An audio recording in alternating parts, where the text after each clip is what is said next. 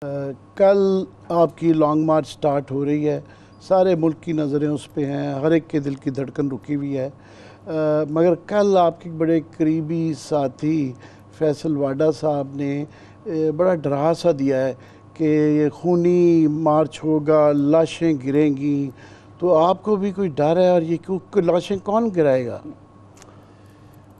26 سال سے عامر میں پولیٹکس کر رہا ہوں، 26 سال سے، اور شاید ہی کسی نے اتنے زیادہ پروٹیسٹ کیے ہوں جو ہم نے کیے ہیں۔ 126 دن کا ہم نے دھرنا دیا۔ ہماری ساری تاریخ ہے کہ ہم ہمیشہ پرامن آئین کے اندر رہ کے، قانون کے اندر رہ کے احتجاج کرتے ہیں۔ کئی جگہ ہمیں پرووکیشن ہوئی، 25 مئی کو انہوں نے ہمارے اوپر بڑا ظلم کیا، جس طرح کا انہوں نے فورس یوز کی، پولیس نے گھروں میں جا کے لوگوں کے اوپر، عورتیں بچے، نہ چادر نہ چار دیواری، اور جو وہ پرووکیشن تھی، اگر میں 26 مئی کو آگے نکل جاتا، دھرنا کر دیتا، تو تب انتشار ہونا تھا، جس کی ایک ہی وجہ تھی کہ میں نے کال آف کر دیا کہ ہم نہیں چاہتے تھے کہ اس کے بعد وہ پیسفل سے، ہماری پرامن سے چلا جائے انتشار کی طرف۔ یہ ہماری بالکل پرامن ہوگی، آئین اور قانون کے بیچ میں ہوگی۔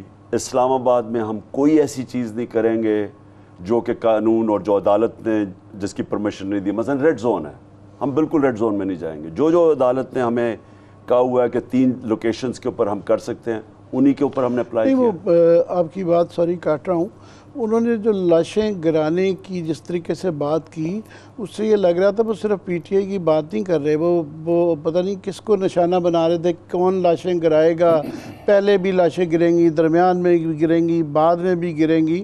وہ کوئی لگ نہیں تھا کہ پی ٹی آئی کا آدمی بات کر رہا ہے، وہ لوگوں کو بلکہ ڈرا رہے تھے کہ لانگ مارچ میں نہ آئیں، تو وہ کیونکہ آپ کے اتنے قریبی رہے ہوئے ہیں تو اس لیے سب کے لیے بڑی پریشانی ہے۔ میں نے زندگی میں بڑے لوگوں کو بدلتے دیکھا ہے، جن کو میں اپنے قریب سمجھتا تھا، میں نے ان کی جب امتحان آیا تو میں نے ان کی دوسری سائڈ بھی دیکھی ہے۔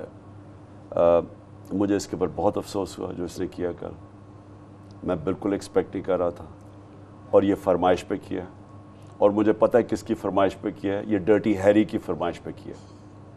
ڈرٹی ہیری صاحب جب سے آئے ہیں، جب سے اسلام آباد آیا، جو تشدد ہوا اس کے بعد، جو ظلم ہونا شروع ہوا میڈیا کے اوپر، لوگوں پہ دھمکیاں، ہمارے لوگوں پہ، اور یہ اس کے بڑا قریب ہے، اس کے فیصل واڈا کے، اور مجھے کوئی شک نہیں کہ اس کی فرمائش پہ اس نے یہ سارا ڈرامہ کیا ہے کہ کچھ خون ہوگا تو پتہ نہیں کیا ہوگا، کیا خون ہو، جو فیملیز، جن جلسوں میں فیملیز آتی ہیں وہ کیا خون کرنے جاتی ہیں؟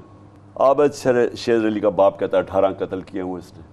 سارا فیصلہ آباد جاتا ہے کہ ہر جرم میں یہ شریک ہے۔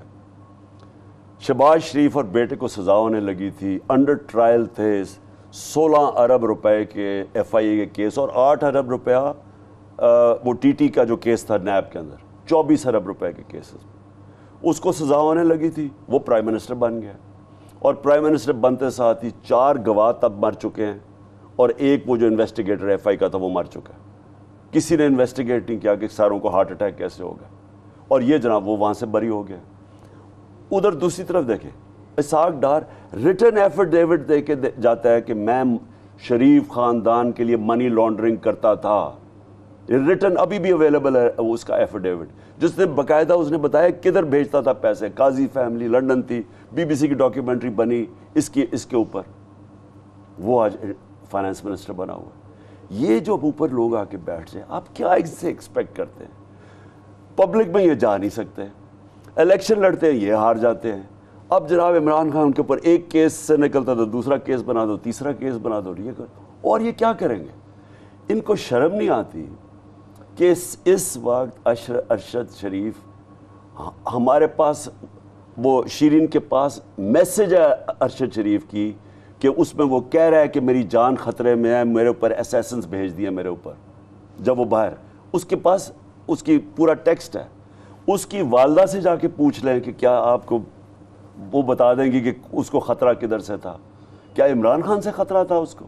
مجھے اس نے کہا، میں نے اس کو ایڈوائز کی کہ اس وقت تم ملک سے باہر چلے جاؤ، وہ اچھا وہ دلیر اتنا تھا وہ نہیں جانا چاہتا تھا، لیکن یہاں وہ بول ہی نہیں سکتا. اسی چیز کو انہوں نے کہا ہے کہ آپ کو بلا کے تفتیش کا حصہ بنائیں گے، کہ اس کو ان کا کہنا ہے کہ اس ملک میں کوئی خطرہ نہیں تھا اور اس کو یہاں سے دوڑانے کے پیچھے وہ آپ کو بھی شریک جرم کر دیا ہے.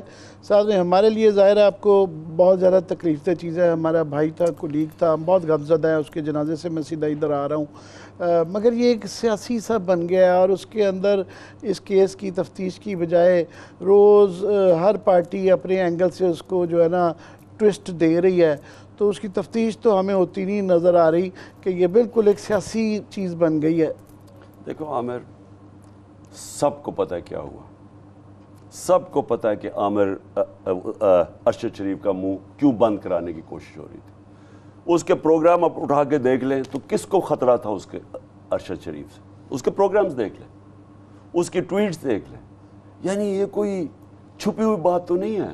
کیوں آج اس طرح کا اس کو جنازے پہ پبلک نکلی ہے کہ میں تو نہیں سمجھتا کہ میں نے کبھی پاکستان، شاید ضیاء الحق کے زمانے میں مجھے کہتے ہیں اتنا بڑا جنازہ تھا. یہ کون کو پبلک کو نکال کے لے کے گیا؟ لوگ جانتے تھے ارشد شریف کو، لوگ اس کی سچائی کو جانتے تھے.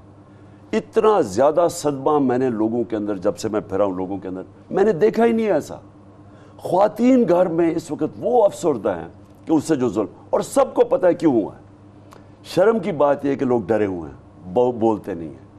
لوگوں گھبراتے ہیں کہ جی یہاں اتنا یہ جو ڈرٹی ہیری نے یا خوف پھیلایا ہوا ہے کہ سارے ڈرتے ہیں جی میں کچھ بولوں گا تو کچھ ہو جائے گا. ارشد شریف کی بات کبھی چھپی نہیں رہے گی. ہائی کورٹ کو اس نے جا کے خط دیا، وہ ڈاکٹر الوی کو، پریزیڈنٹ کو اس نے بھیجا کہ میری جان خطرے میں. تو کیا ان کو نہیں سمجھ آ رہی تھی؟